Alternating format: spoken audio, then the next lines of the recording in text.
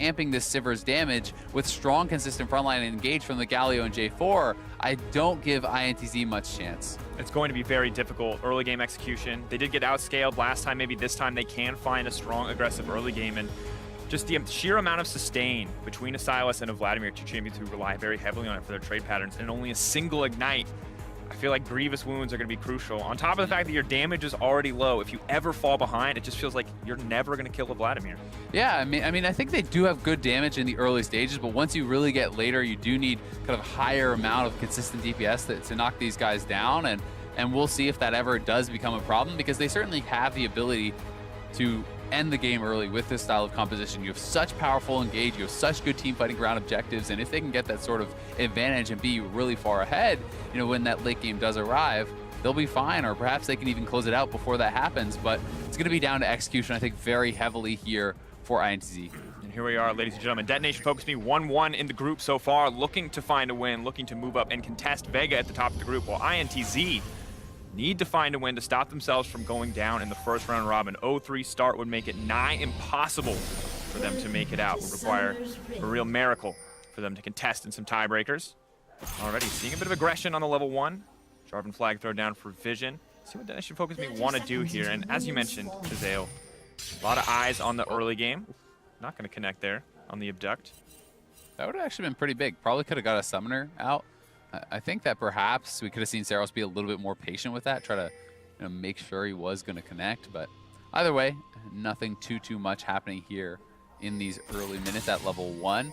I do think that Saros is going to have to play very carefully in the early game. Nautilus has some of, if not the best, gank assistance for a jungler. Rek'Sai is such a strong early game jungler as well. So especially, post level 3, once Rek'Sai has all of her abilities, Envy can set up for that so easily, both with his dredge line, but also with the passive root. The E also slows. Like, there's just so many ways to actually kind of lock down and set up for your Rek'Sai. And Envy and Shinny were the duo that carried this team through their playoffs finals. So seeing them have a duo that has so much synergy, so much gank assist, does feel like a big threat for Saros in the mid lane. And honestly, Saros' first real test, as we see some level 1 trading here, trade of Aftershocks, as he's just been playing Ziggs, honestly. He's been neutralizing a lot of lane matchups as opposed to trying to dominate or come out on top.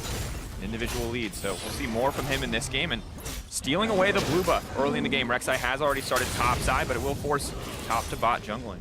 Yeah, so they will be kind of splitting the map here, and this does allow them to perhaps play more towards that bottom side. Galio does provide very good gank assist there. We'll see if he wants to try to actually contest that as blue, or if they will fully give that up. For now, you are expecting Evie to be having to sacrifice in the early levels anyway. As the Vladimir, you are going to get shoved in. You are going to be on the back foot until you get more of that CDR, more of those levels. So this may just be saying, hey, I wouldn't be able to contest on the top side anyway because my Vladimir is going to be too weak of a laner in the early games. And I think that makes a lot of sense, right? So you say, Vladimir, you play defensive, we split the other side of the map, and that way you're never going to be kind of stuck in this 2v2 that you couldn't win regardless. You can already see Hector using some of that lane pressure to come down to make sure that Shinny can just take complete control of this jungle, both mid and top, pushing heavily in the favor of INTZ. So if Jarvan wants to make a play, it does feel a little bit limited as to where he can go, just given the threat of Rek'Sai being in his jungle at any moment. He has done a kind of full bot side clear of INTZ's jungle. He's sitting in that tri-brush, so I think they're actually threatening a dive. It looks like they are actually going for a dive, perhaps. I'm just watching the mini-map right now. Lane first blood. Well, it does go down. We'll get you a replay. It's a 1-for-1 trade. Not entirely sure what happened, but we'll keep you guys posted. Yeah, I mean, it was a dive. I could see him setting up on the mini-map there in that tri-brush. He clears those 3 camps. He looks for bot. They are able to pull off the dive. Unfortunate that we didn't get to see it, but it is first blood going to Udapon. Thankfully for Mills, he was able to actually trade back there, and now mid lane. Engage in the mid lane, the bite gonna come out, it's gonna be enough. Saros forced to flash away. So the mid lane gank kind of as predicted. Good setup for Nautilus, and Saros has the luxury of the TP here, can come back to lane if needed. A lot of damage there onto Mills, but already a lot of action here in this game. Yeah, a lot of action early on.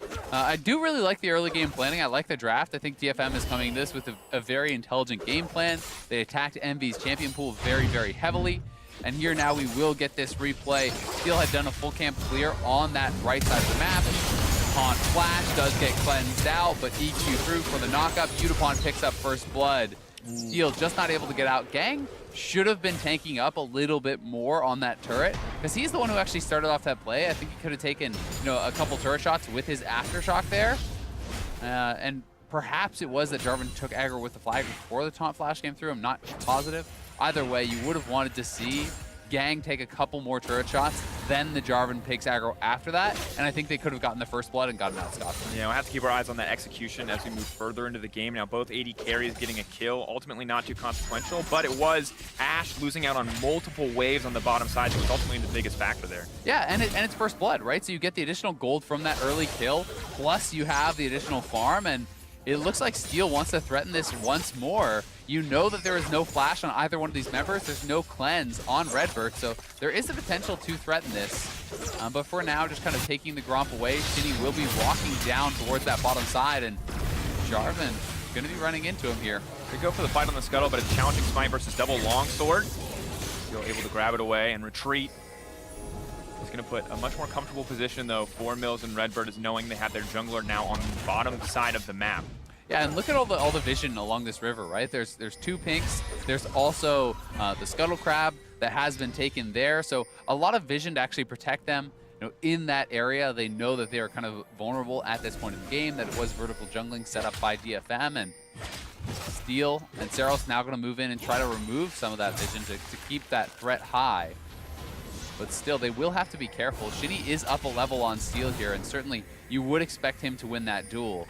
Seros also has no flash, and Envy is almost level 6, and once you do hit level 6 with the Nautilus, you can look. Oh, but level 6 comes in for the Silas first, takes the ult before Nautilus even gets a chance, but just throws it out for a bit of harass with Rek'Sai there. Didn't have the option to go for the all-in. Jarvan, though, I think saps a little bit of mid lane XP and is able to grab his level 5. Yeah, so it's pretty well done. I mean, you're going to trade your ultimate out for the flash of Envy, and he's going to have his own coming up first. Still, Seros will have to be careful until his flash is back. Envy will be down a summoner, but still has ultimate, and Shinny will be getting level 6 relatively soon. That is when it's going to get really, really scary. There's so much burst that can come through from this squad. It will be DFM starting up the Dragon, though, as Mills has gone back to base, and Shinny not really going to be able to contest this. Yeah, good use of the bot lane priority. Steel camping bot lane for so long, but they really just are not tanky enough to force this one through. Steel not having gone back and bought much of anything, and Rek'Sai enough of a threat now. He approaches level 6 to make sure to dissuade that option. Yeah. Tay, though, taking some time in the mid lane. May just try to go in with the ultimate, a lot of CC, but the dash out is nice. The knockup still comes in, and Seros goes down. Shinny gonna grab the kill in the end. Well executed by INTZ. Yeah, really nice roam down from Tay. They're able to take down Seros quite easily. I do think DFM could have committed to the Dragon. It felt like a very risk-averse choice. Perhaps, you know, that makes sense when you look at the compositions, right? When you're kind of taking into consideration game state. They didn't need to try to force this. This is just really well done, though. Hook into ultimate, the knockback from that charge from Hecarim, pushing him back away from the turret. Very, very easy execution onto Seros. One thing it's also kind of worth talking about here, too, is how effective I think, you know, Zhonya's is going to be, both for the armor on the Seekers, both for Vladimir and the Silas in the mid lane, but also because when you're fighting against a Nautilus, it's such an obvious ultimate that you can actually immune that with the Zhonya, so even in that 1v1 matchup can be quite effective. So Seekers does come out. Not a lot of cooldown reduction for the Vlad, which will kind of slow down a lot of his laning threat, but will make it a lot more comfortable for him to just survive. And that kind of is the name of the game, right? Once again, the pressure is on INTZ to pull off this more aggressive early game, to snowball a bit. And they traded the 1-for-1 on bot side. They got that play mid, but it does feel like as these level 6s are starting to come in, that they need to do a little bit more to extend this lead. Yeah, and I do really like that roam from Tay. That is the kind of play that you want to see them consistently making, right? You want to see them, every time you have ultimates, try to force a play, because their early game is very, very powerful. Their team fighting very powerful as well, and they do have, you know, TP Ignite Hecarim. When that ultimate comes back up, he can look to make another play. Ashe is now level 6, so there's multiple forms of engage on the INTZ squad, and it's just going to be up to them to kind of find those opportunities, because Gang certainly can respond to engages very well himself on the Galio. He can look to try to turn those around, and if you can't burst someone down, the fight does have the chance of kind of swinging back in DFM.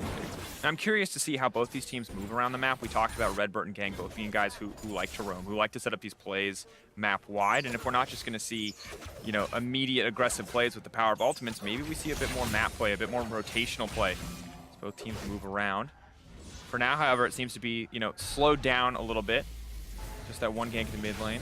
flash now back up for Seros, so trying to find the perfect time. Seros does take a lot of damage here, though. The ulti now coming out. Shinny going to look to land the Prey Seeker and follow up with the ulti, but it might not even be necessary. The sidestep, though, beautiful from Seros. The flash gets a bit of damage down, uses the ulti. While Seros still alive, goes under himself, makes it out. I can't believe it. Oh, Seros takes a bite out of Rek'Sai.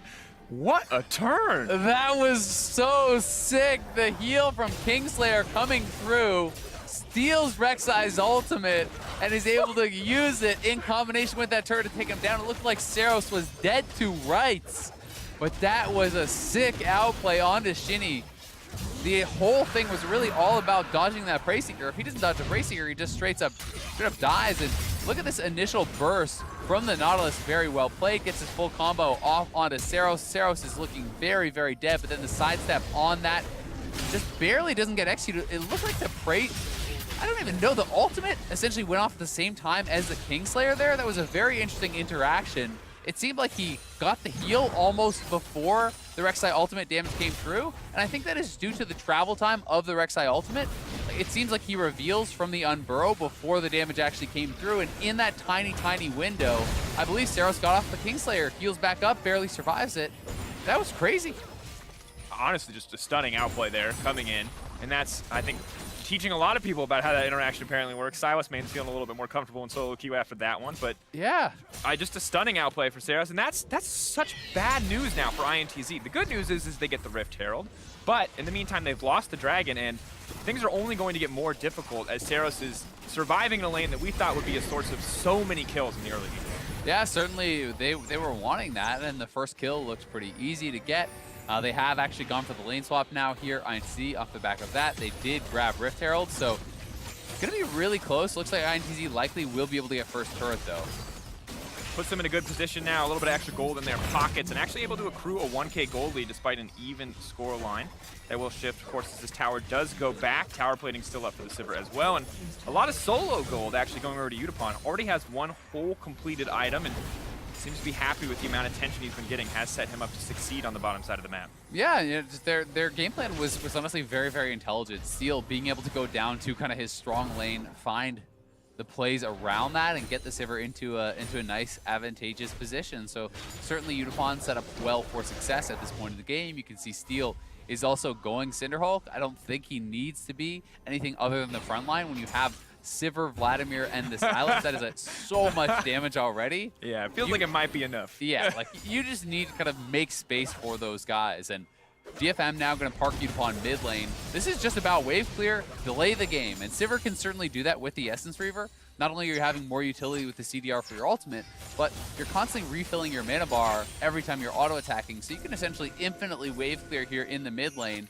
And they'll send Silas and Vladimir out to the side lanes and just 1-3-1. Try to force INTZ to respond to them, which will just slow down the game. Ideal situation now, it feels like, for Detonation FocusMe. I mean, Essence Reaver, it's an infinite wave clear. Vladimir's sitting quite comfortably, and it feels like INTZ, who aren't historically a crazy aggressive team, are going to have to be willing to make big aggressive plays to break down what is honestly like a perfect setup for stall on the side of Detonation FocusMe. They even have a mountain when they want to contest objectives later, and you know, when you got 5 members strong for a team fight, it just feels like, how are INTZ actually going to fight around a Baron against this team? Yeah, and I mean, things can certainly change, you know, if INTZ can out-execute, right? If you can get an Ash Arrow, you know, out of vision on Sivir so you can't spell shield it, kill her right off the bat at the start of the fight, then even late game you can still win fights. But, you know, given all things going even, you are certainly giving the favor to DFM, you know, both in the 1-3-1 as well as in that 5v5. So INTZ will have to engage, but thankfully for them, Hecarim, Ashe, and Nautilus are 3 of the best in the business at doing it. So they certainly will have their opportunities, but I want to see them continue to play aggressive. I think that the Infernal is really an important place for them to try to force, because that is going to be in about 1 minute. They're all going to have their first major item completions. They should be looking to focus getting vision around that area now, and they do have 3 pink wards already in that river, so if they can get there first, they can force a fight there, or just take the objective. It would bode well for them. And see if they can get some picks. Of course, when we look back at the final that they played in CBLOL versus Flamenco, it was really Shinny and Envy together, you know, teaming up, finding picks to make those big plays, taking off individual members to open up objectives on the map. And I wonder, with this Rek'Sai Nautilus duo, if we'll start to see them team up to do some of the same here against Detonation FocusMe. But DFM also a very cautious team, throwing down vision, trying to play very safe around it, though. We'll have to face check eventually here, and you can see Rek'Sai kind of lurking in the shadows, waiting to find that opportunity. Yeah, certainly the case, and I think both teams have done a really good job of actually battling back and forth for vision in this bottom side river. Has been such an important point in the game to contest, and Tay now roaming down, has pushed out top wave, so we'll have priority there. They're looking for the engage. Ooh, arrow misses though. Are they going to continue to try to go for the play? Vladimir off to the side, has hit 2. Shinny potentially in trouble, has the ability to drop a little bit of aggro with the Rek'Sai ultimate. Now the Galio's going to be locked in with the Cataclysm. Ashe taken out to safety. A lot of summoners burn on the side of INTZ. Trade back and forth. Does feel like DFM came out on top, but no one actually going to drop here. Yeah, pretty close, honestly, on both sides. If you have a lot of ultimates used on either side, Seros does still have his available, but Tay critically having that Hecarim ultimate, Rek'Sai, the ultimate is up as well, so those ones are pretty big. It was INTZ trying to start that fight off, but Mills not able to find anyone with the arrow, and we'll see if DFM is even willing to take this fight. I think without getting any sort of major advantage or pick, they likely just have to seed the dragon, and it will be the case. No level 11 for Vladimir yet, as well as no ulti. Does make it a bit difficult to fight those fights, so INTZ, good posturing, good threat there. And taking the dragon as well. And it feels like kind of just sizing each other up. You know, round 1 of the fight, they just wanted to see, was there going to be any misexecution, like testing each other, looking for those vulnerabilities. And maybe they can try to capitalize on the Tahm Kench's lack of flash, but otherwise, it does feel like we might just see patient play until the next major objective comes out. Yeah, I mean, I think this is honestly pretty intelligent play on both sides. DFM, if they were able to get a pick and have a major advantage, then they can challenge for the Infernal. But, you know, given that they weren't able to do so, you do favor INTZ in the fight. So they are able to grab that Infernal and erase a little bit of any potential scaling advantage that DFM will have. We'll see, though, as DFM certainly has, I think, the kind of pace of the game in their favor. And also, Mills now sitting very comfortably in the mid lane with Redbird. And while Ashe wave clear is definitely not, doesn't feel as oppressive as Sivir wave clear, can very comfortably push this out and start to roam with the power of the arrow, with the power of the Tahm Kench. And maybe Evie has to feel a little less comfortable on this side lane up against the Hecarim. Does not have the Hourglass completed, has opted for the Proto Belt, so a bit more burst for him, but a bit less survivability. Yeah, probably going to go into the Zhonya's next. Either way, Seeker's just such an efficient item when you think, okay, well, who's actually going to come and try to kill you? It's going to be Hecarim and Rek'Sai most likely. Both are physical damage dealers, so that is going to be fairly easy for him to deal with. And the longer he holds Hecarim in this side lane, just farming and kind of trading back and forth, the better it is here for Evie. So we'll see how long he's going to be able to do that. INTZ having their ultimates come back up now. Mills has that Crystal Arrow available. Nautilus has the ultimate now too, so they can look to try to push out the sideways group and see if there's any opportunities to force. And just huge damage now coming from Yutapon as well, going for the IE second, so a lot of AD, not so concerned about attack speed, but definitely improving the wave clear even further with the Boomerang Blade. And Evie did this a lot on the Kayle game as well. He absolutely loves just taking Krugs when he's in a side lane, farming up, taking those resources, and it seems like DFM as a team are aware of how good he is and are just willing to put resources into him. Yeah, and I think it makes a lot of sense. You know, you have a tank Jarvan over here. He's not going to get nearly as much from the gold, you know, as the Vladimir will. Vladimir scales like an absolute monster into the late game, and in competitive play, you know, Steel on this Jarvan is having to play around his bot lane so often anyway. He doesn't necessarily have time to go down there and farm all these camps. So, you know, Evie going to make the most of that. Will be taking any additional farm he can grab, but it is a 3-man INTZ squad heading down towards Evie, and they may look for some sort of a dive here, but Vladimir can be very difficult to dive. Has just used the Proto Belt for a wave clear though. Is now going to start the back. Are they going to go for it? I don't know if they have the confidence to pull the trigger. Oh, ooh, has opted to stay now, so it could move in. Of course, next pick will be the Ocean, so setting up on bot side isn't the worst thing in the world. It does feel pretty natural choice, and they'll now move up and get a bit more vision in the river, take a bit more control on the bottom side. But interesting to see INTZ send 3 members down there and then end up not committing to the play. Yeah, perhaps just hoping that, you know, Evie would get a little bit over aggressive, you know, start wave clearing or trying to push forward off of his tower, maybe even check for some vision. And in that case, you certainly could take him down. But, you know, when you do go down there, if you don't have eyes on all 5 members, it can be very risky. You know, Gang is not that far away from being able to kind of roam down and respond with a Galio ultimate. You know, there is TP on Seros, so there are abilities for DFM to try to respond to any potential dive. And INTZ just wasn't really feeling fully confident that they can make it happen. And both teams are giving each other so much respect. If we look at just the vision on the map, no one's really pushing into enemy territory. They control a river at best. You can see DFM control their top side in vision, bot side a bit more on the side of INTZ, but no one is using a little bit of mid-priority to push in for deeper vision. They're giving so much respect to the potential for a turn, for a dive, for that Galio or Tom Kench or Ash to kind of impact a play.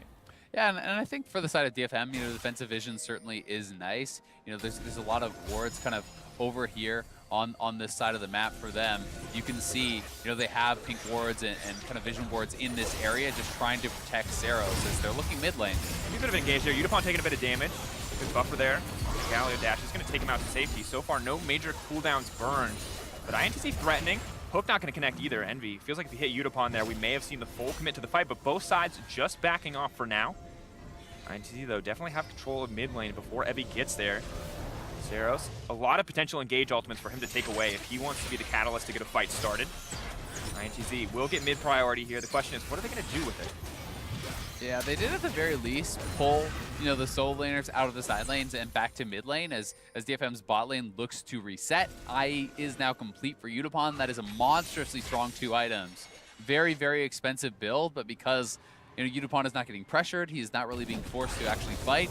He's been able to kind of have the luxury of going for that, and DFM now may lose this bottom turret as a result of their kind of Seros? Rek'Sai spotted out there. Seros definitely going to be in trouble here. Takes the Rek'Sai ult. Will buy him a bit of time before the rest of the team can here. But INTZ not willing to pull the trigger. See that Rek'Sai ult. Remember what happened last time and do not want to commit.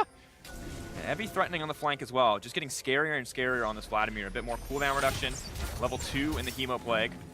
Yeah, we'll see if DFM actually has the confidence to try to take this fight now. Tay will be able to knock down a turret, but this is, you know, next dragon, a few more minutes have passed. Seros gonna have to TB back in. Gang now caught out, the rest of the team moving in. We'll see what the Vladimir can get done. Hemo Plague is gonna hit 2. Shinny now running for his life. Seros immediately onto the back line. Mills is gonna be in trouble, but Redbert says no. Tay trying to find steal, will instantly delete the Jarvan, but in a trade for his own life. Tonka land, gang flashes forward, hits Redbird as well. Shinny off the flank wants to get something done, but he's just not impacting the fight. The Rek'Sai is invisible, but the stolen Rek'Sai all puts Seros right on top of Mills. Another one is going to drop. Mills trying to go for the outplay. The rest of the team is here. They're on the way. Seros is going in with the shield, and he's going to take him down again on the edge of death. But Seros comes out on top. 4 for 1 for DFM. Massive team fight for them. And that has got to feel so, so bad for INTZ. Not only will they get decimated in the fight, they're going to lose the dragon here to boot. DFM going to be in such a strong position off of this. Yes, they lost the turret, but winning a team fight at this stage in the game really kind of spells disaster, it feels like, for INTZ, who's going to be in such a difficult position later.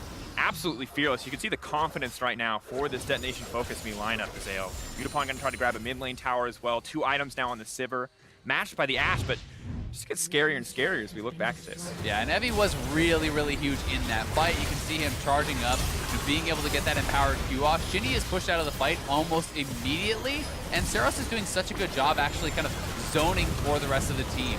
As the Hecarim dives in, Shinny has already been pushed out of the fight, so there's not really any dive buddy for him.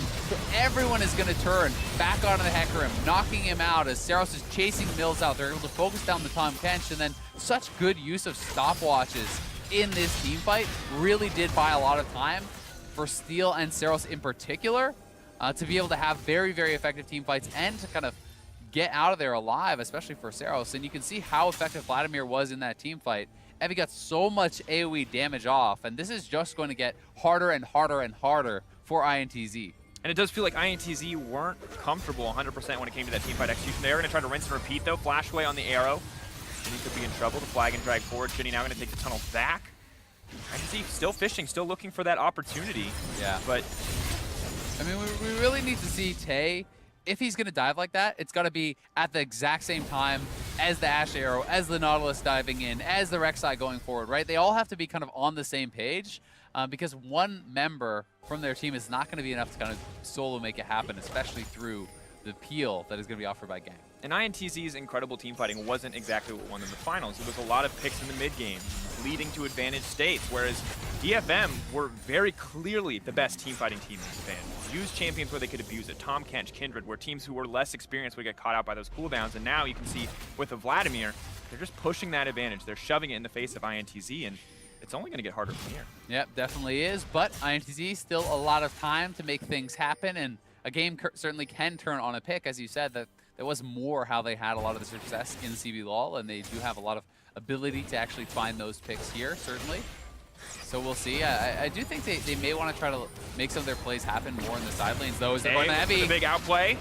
Goes down, but just takes his own health. Guy's immediately going to get burned down by the Ignite. Well played by Tay there. Those are the picks we were talking about, but don't expect them in the 1v1. Yeah, that was huge from Tay, to be able to actually take down Evie. Evie still had the Zhonya's, and maybe could have actually Zhonya's off the Ignite, then had the empowered Q to perhaps survive. Either way, really nice outplay, and this is something that is going to get them a lot more time.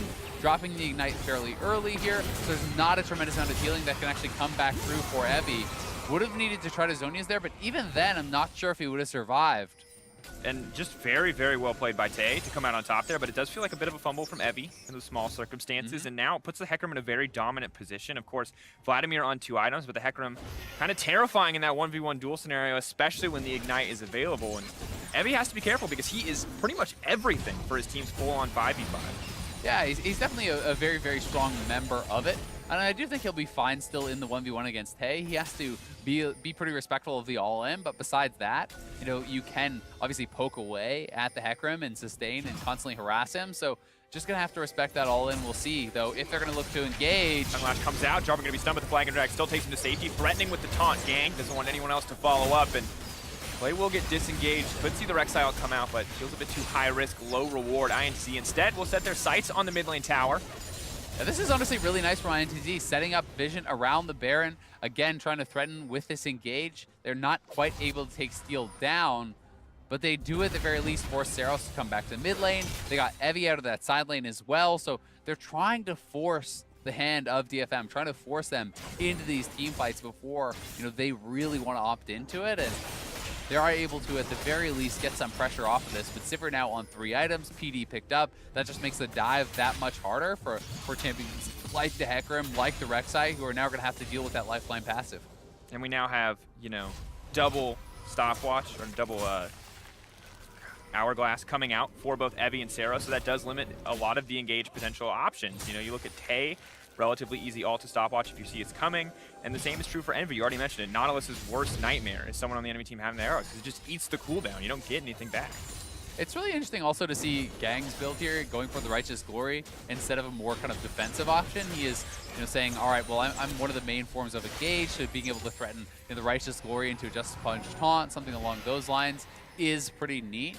I do think that you can question the value of that versus just something like a Knight's Vow when you already have such incredible team fighting, but perhaps because of that reason, they don't feel that they need to invest heavily into it and would rather kind of shore up some of their weaknesses, such as being good. And Gang, of course, does like to be a big playmaker as well, so maybe making the choice that's right for him as opposed to the choice that's right for the team. But now stealing the arrow, taking it away. Tom Kent's trying desperately to split Mills out, but Mills on the run, Evie standing.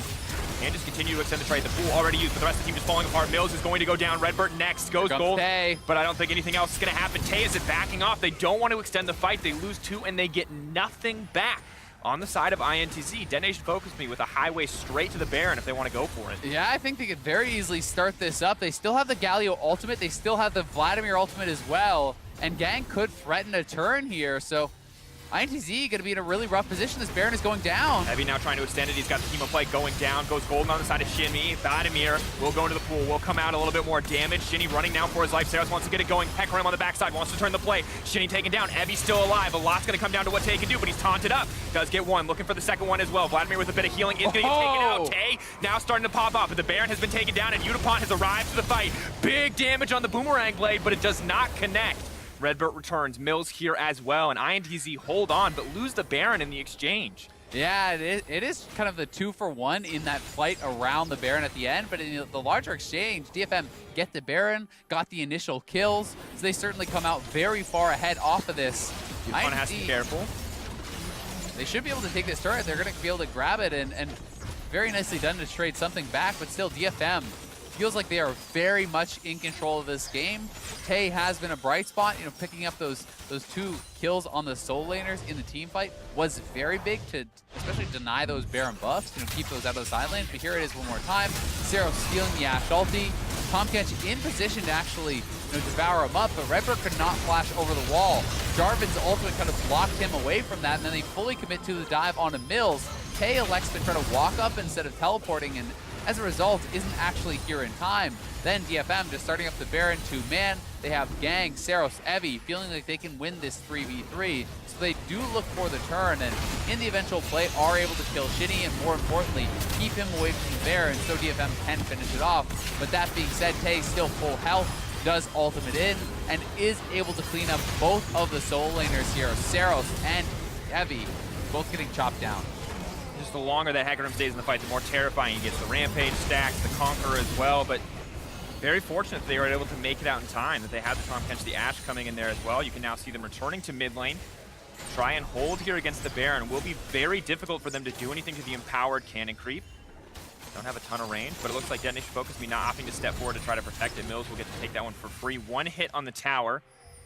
I wonder if it's giving INTZ a bit of a false sense of safety here, but now they have all 5 members strong, where you can see Evie still on the bottom side. Of course, does have the TP, but DetonatioN FocusMe know what it means to fight without him. Yeah, and Evie now has Death Cap Gold, so that is a massive power spike, but INTZ are looking for the potential flank here. It's a good opportunity for INTZ. Evie is not in the fight. He's backed up. He's about the Death Cap. He's looking for the back line. Mills is going to be in trouble. The Stolen Ult does knock him up. The rest of DFM surviving, but Evie instantly onto the 80 carry. Tay in the middle of the rest of the team. He's going to get taken out. Evie now going to be free to just pop off in this back line. The Vladimir just bleeding them out on the side of INTZ. Steel stepping forward. One last hit on the tower. There's the Righteous Glory. The taunt not quite going to connect as Envy Spider-Man's his way to safety. The rest of the team, though, not going to give him any mercy. DetonatioN FocusMe clean house. I think they could actually just end the game here, potentially. They have the Baron buff. They TP'd back in with Utapon, and they're going to look for it. Pushing down, they're so incredibly strong. They still have 38 seconds left. The Sivir just tearing through the creep waves. They have more than enough damage here to end the game. It is all on Mills, but I don't think he's going to get the opportunity to do so. Disaster for INTZ as they are set to go 0-3, but DetonatioN FocusMe here in the first game of the day, making good on their promise to find those opportunities as they pick up the win. Very impressive game here from DFM. They picked for scaling and they closed out the game in just about 30 minutes. It was only going to get worse from there for INTZ, who just wasn't able to really get it ever going. It didn't feel like they were able to make the most of their opportunities in the early game. They weren't able to find those critical engages when they needed them. And DFM honestly just played the map